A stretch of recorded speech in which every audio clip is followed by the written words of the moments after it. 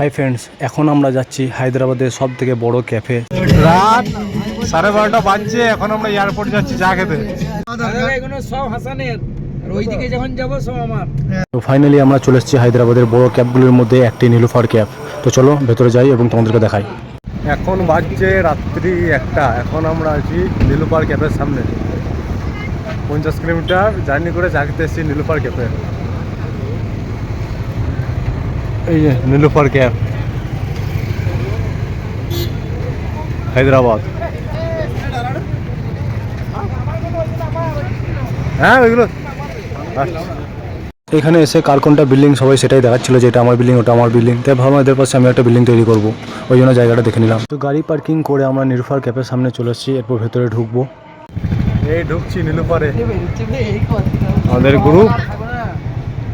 এই যে নীলুফার ক্যাফ। এখানে এসে একটা জিনিস খুব ভালো লাগলো, মানে এতটা ডেভেলপ করেছে যে বাইরে দাঁড়িয়ে নিজের যেটা খুশি এই যে অনলাইন থেকে অর্ডার করতে পারে। এখান থেকে বুক করা হবে কফি, ইন্টারনেট ফেল।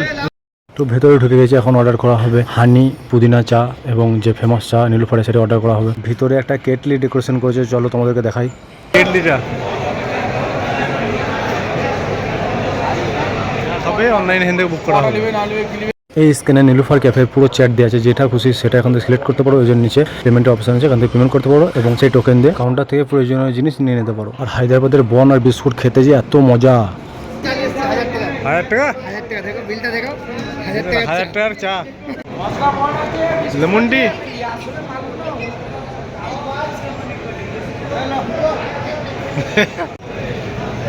সব আমার বিয়ের ওয়েটার।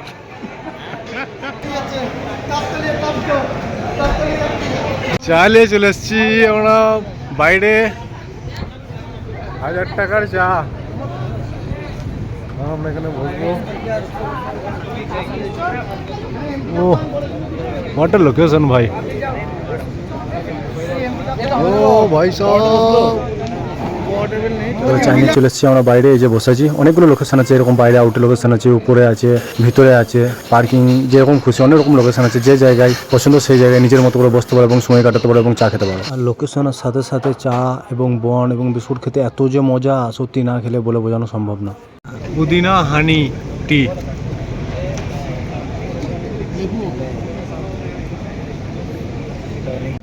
রাত 1টা বাজছে, এখন আমরা এসেছি নীলুফারে চা খেতে হায়দ্রাবাদে।